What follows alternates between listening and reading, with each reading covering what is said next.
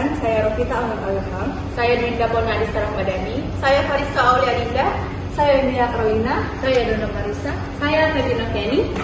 Di sini kami akan mereview isi buku dari Hukum Tata Negara, bab yang mengenai asas-asas. Selamat menyaksikan. Asas-asas hukum tata negara dalam UUD 1945 bertindak sebagai dasar dalam penyelenggaraan negara Indonesia. Asas-asas ini mempelajari tentang bagaimana suatu hukum dan atau aturan bertindak dalam negara tersebut. Menurut Budi Setio, mempelajari asas hukum tata negara berarti meneliti bagaimana hukum positifnya, yaitu UUD 1945. Selanjutnya ada asas Pancasila. Pancasila merupakan falsafah dan ideologi negara Indonesia. Segala tindakan pemerintah maupun masyarakat harus berlandasan Pancasila, yang juga berfungsi sebagai sumber hukum material.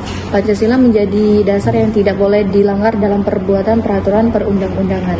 Selain itu, Pancasila juga mencerminkan keberagaman di Indonesia yang terdiri dari berbagai suku, agama, budaya, dan bahasa. Hal ini menegaskan bahwa identitas nasional Indonesia berakar pada falsafah Pancasila yang mencakup persatuan dan kesatuan. Yang ketiga adalah asas negara hukum. Berdasarkan pasal 1 ayat 3 menegaskan bahwa Indonesia adalah negara hukum.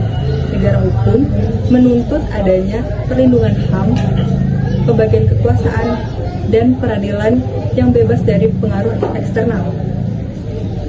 Berdasarkan prinsip rule of law juga diterapkan dalam sistem ini, di mana pemerintah harus sesuai dengan peraturan perundang-undangan.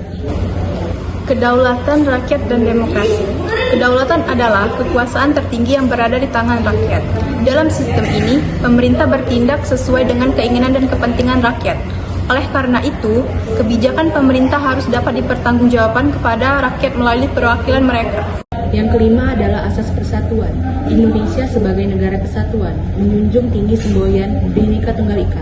Pasal 1 ayat 1 menyatakan bahwa kekuasaan tertinggi ada di tangan pemerintah pusat.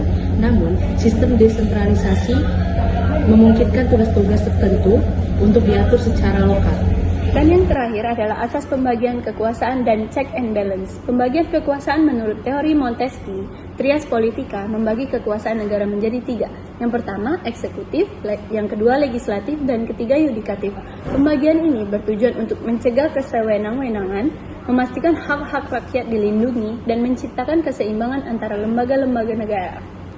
Asas-asas tersebut menjadi landasan fundamental dalam hukum tata negara di Indonesia, mencerminkan keberagaman, menjaga keadilan, serta persatuan di tengah perbedaan yang ada.